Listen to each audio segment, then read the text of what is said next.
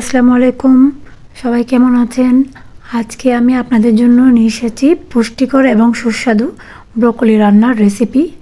এটা কিন্তু আমরা অনেক কিছুর সাথে অ্যাড করে খেয়ে থাকি। এটা এইভাবে কিন্তু আমরা খুব সহজে রান্না করি না, সচরাচর দেখা যায় না। তো আজকে আমি আপনাদের দেখালাম এত পুষ্টিকর একটি খাবার কিভাবে আলাদা করে রান্না করা যায়। তো চলুন দেখি। প্রথমে আমি এখানে 3টা বেগুন নিয়েছি আর একটা মাঝারি সাইজের ব্রকলি নিয়েছি।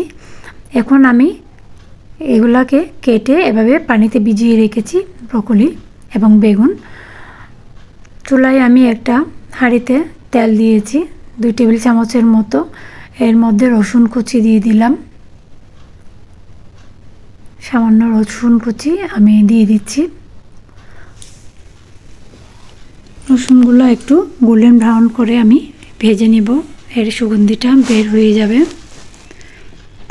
এবার পেঁয়াজ দিয়ে দিচ্ছি অল্প, মাঝারি সাইজের আমি এখানে একটা পেঁয়াজ নিয়েছি, এভাবে কুচি করে কাটা। এবার এগুলো আমি একটু ভেজে নিচ্ছি।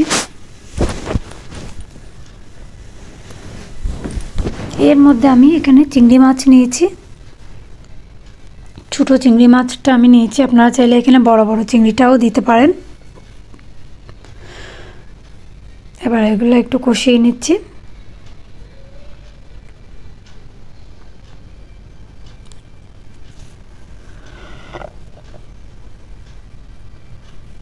এর মধ্যে সামান্য একটু হলুদের গুঁড়া দিয়েছি, 1 চা চামচের মতো। সামান্য একটু পানি দিলাম যাতে মশলাটা পুড়ে না যায়।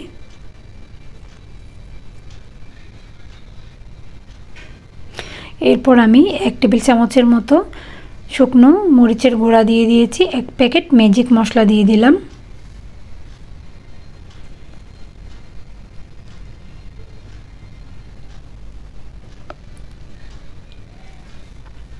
এবার একটু নেড়েচেড়ে মশলাটা কষিয়ে নিচ্ছি। সামান্য একটু লবণ দিয়ে দিচ্ছি স্বাদ মতো।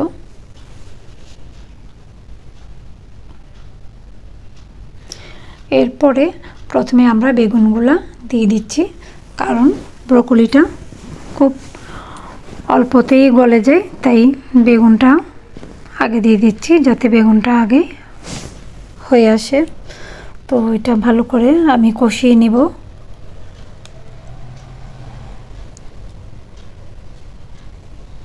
সামান্য একটু পানি দিয়েছি।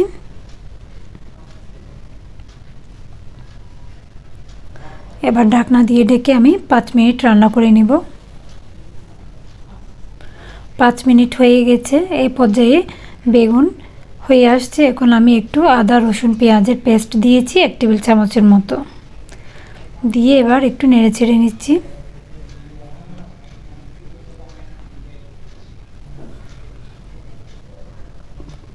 এবার আমি ব্রকলিগুলা দিয়ে দিচ্ছি।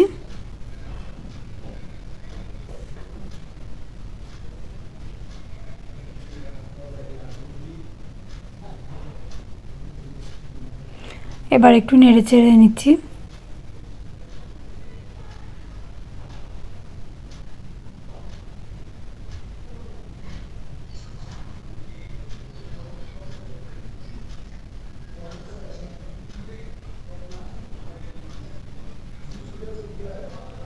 এখন আমি একটু ঢাকনা দিয়ে ঢেকে দিচ্ছি। 5-6 মিনিটের জন্য ঢেকে দিয়েছিলাম। 5-6 মিনিট পর আমি আবার ঢাকনাটা তুলে নেড়েচেড়ে নিচ্ছি। কত সুন্দর একটা কালার এসেছে।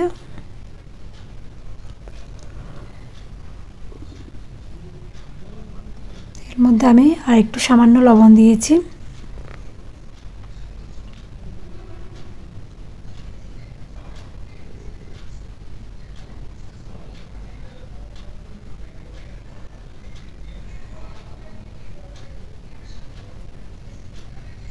সামান্য একটু চিনিও দিয়েছি, 1 চিমটি,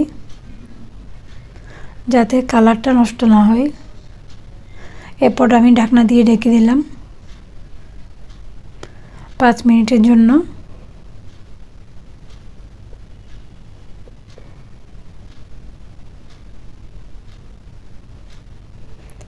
পাঁচ মিনিট প্রায় হয়ে গেছে।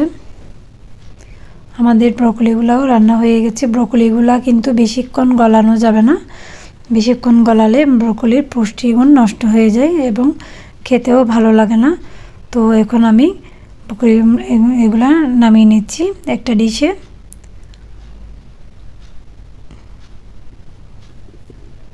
তো আপনারা চাইলে এটা ভাতের সাথে এবং রুটির সাথেও খেতে পারেন।